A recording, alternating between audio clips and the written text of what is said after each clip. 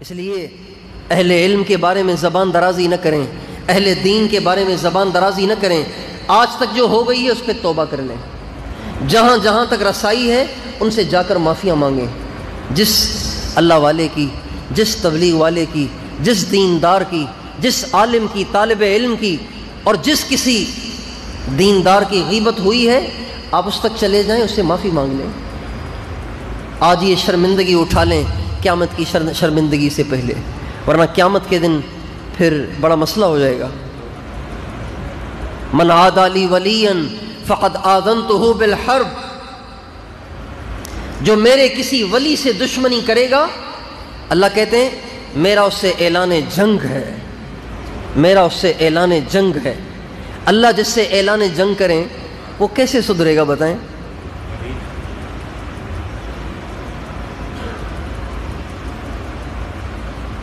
اس لیے میں اپنی بات کی اسی پر تشکیل کرتا ہوں کہ آپ سب کے سب یہ نیت کریں کہ آج کے بعد کسی دین کے کسی شعبے والے کی نہ تحقیر کریں گے، نہ تذلیل کریں گے، اور نہ اس کے بارے میں زبان درازی کریں گے، اور نہ ہی ان کے بارے میں زبان درازی کو سنیں گے۔ تیار ہیں؟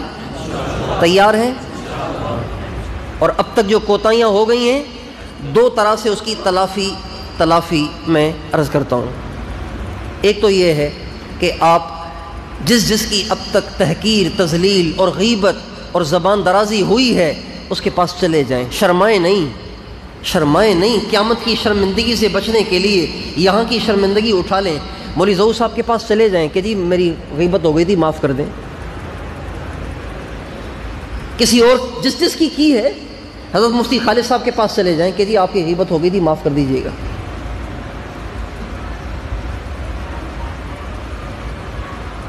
کسی جمعیت کے عالم کی ہو گئی ہے، اس کے پاس چلے جائیں کہ جی مجھے معاف کر دیں۔ کسی مدرسے والے کی ہو گئی ہے، اس کے پاس چلے جائیں جی معاف کر دیں۔ کسی تبلیغ والے کی ہو گئی ہے، اس کے پاس چلے جائیں جی مجھے معاف کر دیں، بس زبان سے نکل گیا، میں نے توبہ کی ہے، آپ مجھے معاف کر دیں، معاف ہو جائے گا۔ اور جس کو یاد نہیں ہے اس کی تلافی کی صورت بھی ہے، جس کو یاد ہی نہیں میں نے کس کی غیبت کی ہے، اور اگر کی بھی ہے، کسی کی یاد بھی ہے، تو اس تک رسائی نہیں ہو سکتی۔ مولانا طارق جمیل صاحب کی غیبت ہوئی ہے، اب میری رسائی نہیں ان تک، میں کیا کروں؟ مولانا فضل الرحمان صاحب کی غیبت ہوئی ہے، میری رسائی نہیں تو میں کیا کروں؟ اور میں نے مطلق کہا ہے یہ مدرسوں والے سارے نکمے ہیں، یہ سارے چور ہیں، چندے کھاتے ہیں، ہڑپ کرتے ہیں، اپنے گھر بنا رہے ہیں۔ مطلق غیبت کی ہے، یا آپ کو یاد نہیں ہے، یا آپ کی وہاں تک رسائی نہیں ہے، تو اس کی تلافی کی صورت یہ ہے۔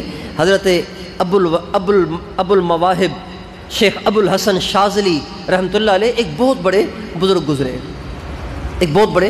جیسے ہمارے ہاں تصوف کے 4 سلسلے ہیں، 4: چشتیہ، نقشبندیہ، قادریہ، سہروردیہ۔ ہمارے بر صغیر میں یہ 4 سلسلے ہیں۔ مصر، مغرب، مراکش، تیونس، ان علاقوں میں ایک اور سلسلہ بھی ہے، اس سلسلے کا نام ہے سلسلہ شاذلیہ۔ یہاں نہیں ہے، وہاں ہے۔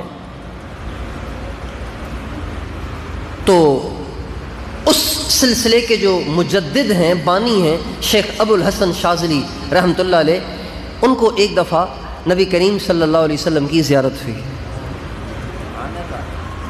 اور آپ علیہ السلام نے فرمایا ابو الحسن تم غیبت نہ کیا کرو، غیبت نہ کیا کرو،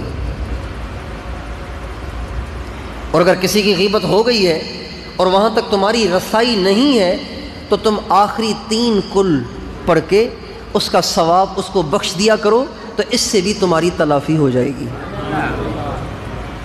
تو اگر کسی ایسے بزرگ کی غیبت ہوئی ہے جہاں تک آپ کی رسائی نہیں ہے، پہنچ ہی نہیں سکتے، یا آپ کو یاد ہی نہیں ہے، تو کم از کم سورہ اخلاص 5-7 دفعہ، آخری 3 کل 2-4 دفعہ پڑھ کے، اول آخر درود شریف پڑھ کے یہ نیت کریں کہ اللہ جس کی میں نے غیبت کی ہے، میں اس کا ثواب اس کو ہدیہ کرتا ہوں۔ اللہ کی ذات سے امید ہے کہ وہ جرم